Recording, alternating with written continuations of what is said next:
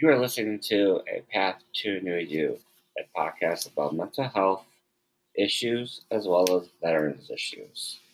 Did you know May is Mental Health Awareness Month? Well, it is. In today's episode, I want to talk about it. I want to talk about the Mental Health Awareness Month of May, and I also want to talk about what exactly does end the stigma mean and ways you can actually do it to help improve that. Like I said earlier, May is Mental Health Awareness Month, a time when you will likely see some version of the following posts on social media. Things like, let's end the stigma of mental illness. Speak up, break the stigma, and fight the stigma. And other posts. And just other things on social media for like facts and such about on mental health disorders and facts and stuff like that. So you might have seen that on Facebook, Instagram, Twitter, and in the paper, anything like that. You might have seen like information on mental health issues and whatnot. So you might see that throughout the month of May. It is May 27th, and so we got 30 days in May. So you might have seen a few more, about 3 more days worth of stuff like that. Anyway, many of you know, especially my friends who listen to this podcast, I am a huge advocate for mental health in the community. I'm also a veteran, served in the military and Navy for 8 years, but I'm a huge advocate for mental health. And, I do support some of those posts that you see on Facebook, Instagram, and such. But some of those posts may not be right or may not be correct. I'll talk about that a little bit more later on. Also, there's different types of stigma as well, which I will talk about later on in this episode. People often don't speak up about having a mental illness because they might be labeled as crazy, unpredictable, or even dangerous. And lately, I say in the last 5 years, some of those people have spoke out about their mental illness. I say probably in the last 5 years, more people have spoke up about having mental illness. I'd say about 10 years ago, it wasn't that a lot of people didn't about 10 years ago because that stigma was still pretty far up there where people did not want to talk about it. Because again, people think they have like a mental illness. They're crazy, dangerous, and unpredictable. A lot of them comes from social media, movies, shows, television shows. I know I've seen several movies out there where the main character has a mental illness and this person just is so crazy and messed up and they're killing everybody for no reason. They're just going out there for the heck of it, just hurt people, ruin people, kill people, whatnot. That is not good. I do not like those type of movies. I think there was a movie I talked about in an episode probably about a year or two ago, maybe, where I talked about it, and it was a character that had a social identity disorder or multiple personality disorder, and it was a movie about that, where this guy goes off and just rants and kills people and just it's a monster. That's not the way they are. So some of these posts and some of this stuff, you see online, it's not true. So you got to be careful what you read and what you look for and stuff like that. And again, more people have opened up about their mental illness in the last 5 years. 10 years ago, it wasn't like that. Now more people are talking about it. More people are learning more about mental illness, mental health. Police officers are now being trained on mental health. And in the city of Madison, there is a mental health unit. There are certain officers who are trained more in mental health than other officers are. There is a care team here in Madison that are mental health professionals, whether they have a bachelor's degree in mental health of some sort, bachelor's or master's. They go out into the community for certain situations where if they don't need an officer, they call a care team. A care team goes and talks to the person who's having trouble. Because you know what? Officers don't need to be there all the time, especially if it's a mental health issue which can be taken care of by somebody else. We want to de escalate the situation, not escalate the situation. I'm not saying officers escalate the situation all the time. I'm saying, like, there's people out there who see an officer coming up, he's got his, he or she has her weapon and, all that stuff. And just people who see police just like get nervous and just freak out. Whereas if you see someone who's just coming in wearing like a collared shirt, like some nice jeans, they won't freak out as much. No, you're part of the care team. The care team's trained on mental health, knows a lot about mental health, and they talk to that person who's having trouble. Madison has it. Sun Prairie, I believe, has it as well. More police departments are starting to have like a care team, which is great.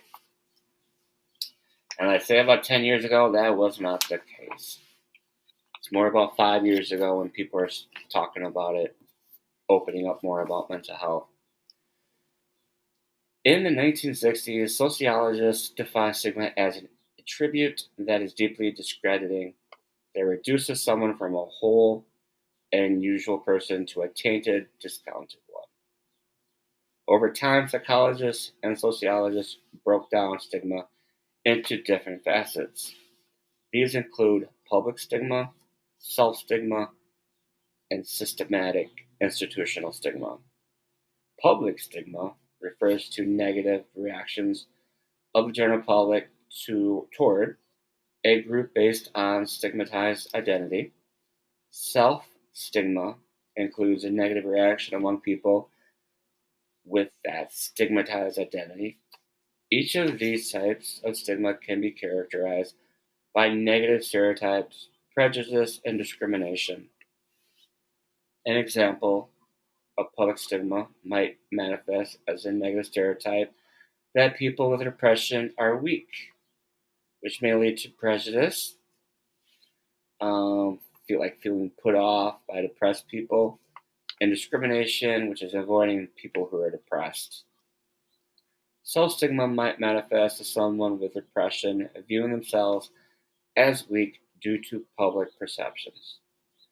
This person may inflict self-prejudice onto themselves, feeling ashamed and unconfident, and avoiding seeking help due to fear of discrimination.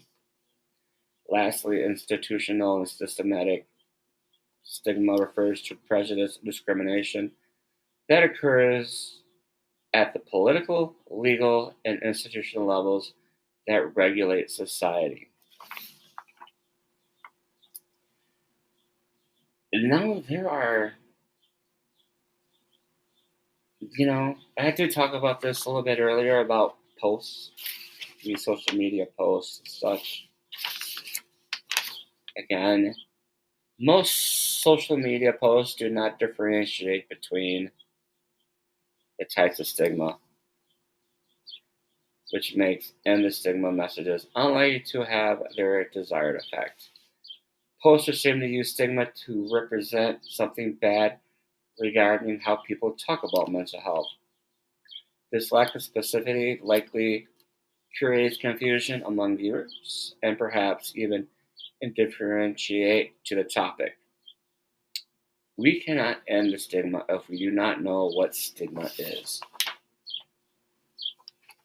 I did talk about all the different types of stigma just earlier. There are things we can do to help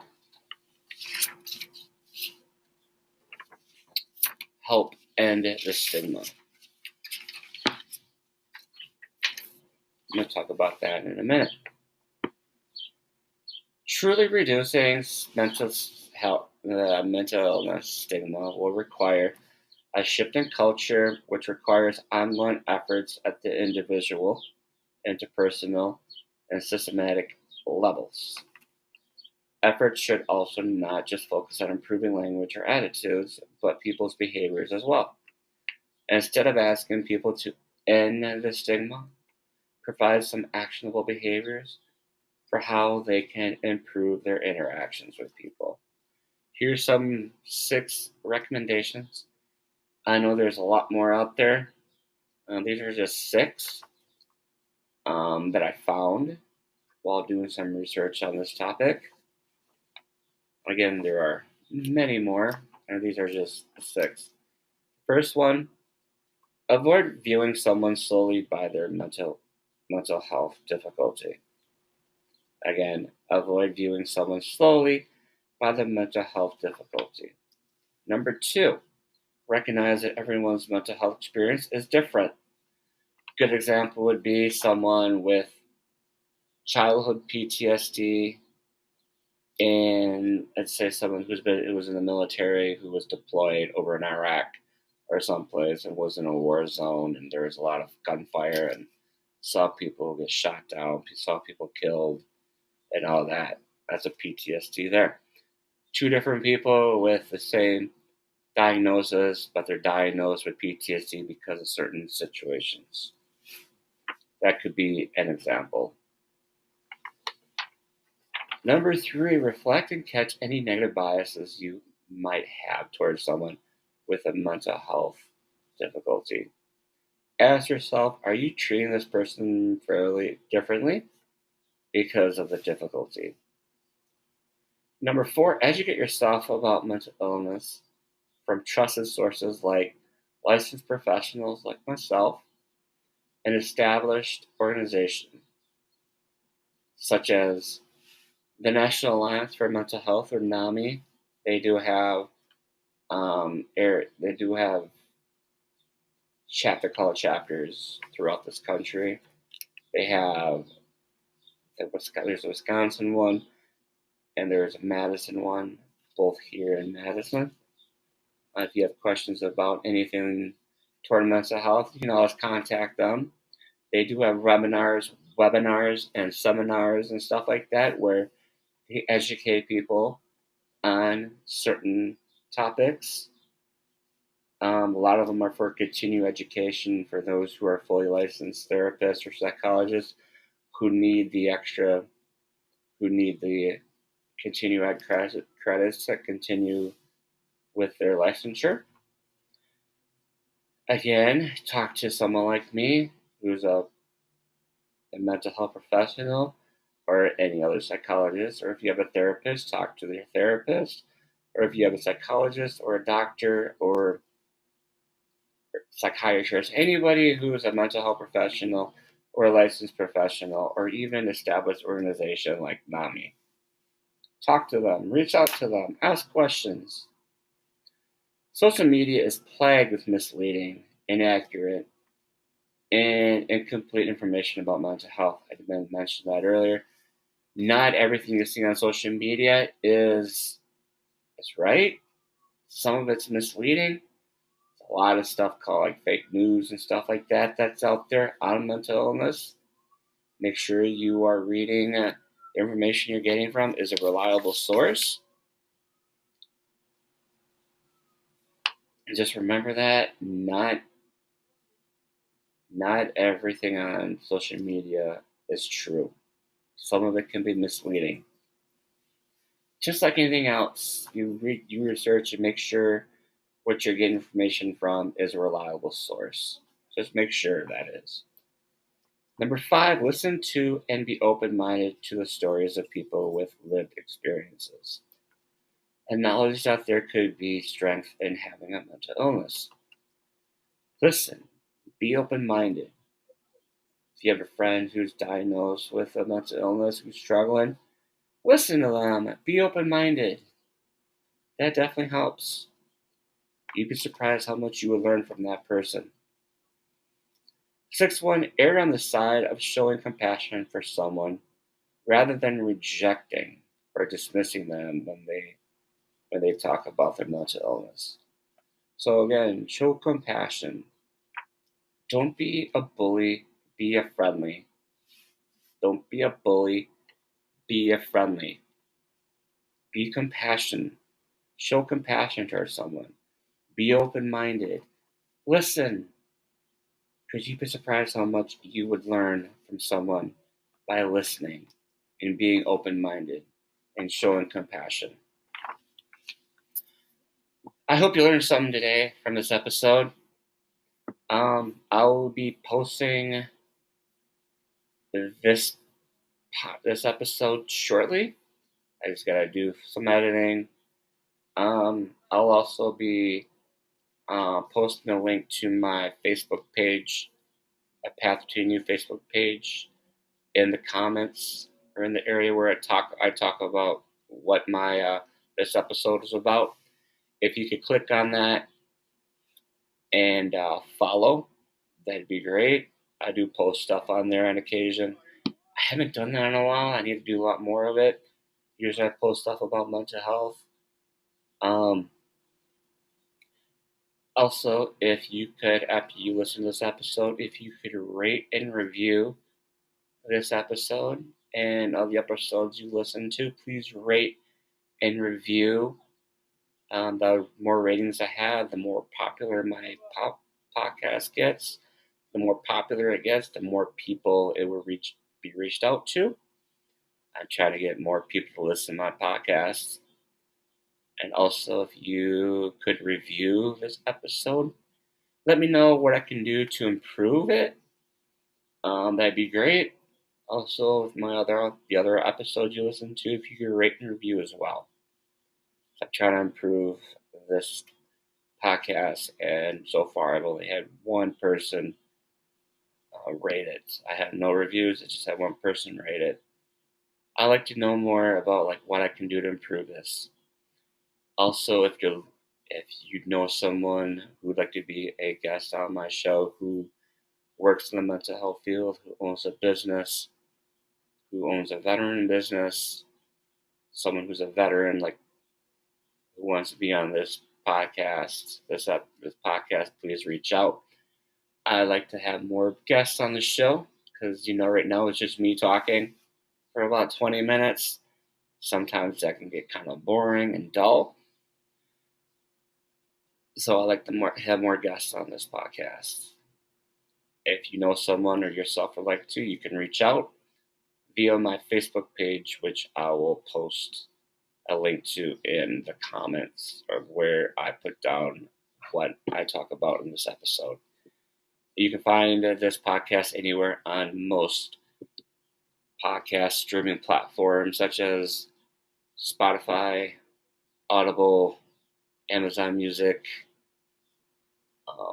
YouTube, Google Podcasts, and pretty much any major podcast platform.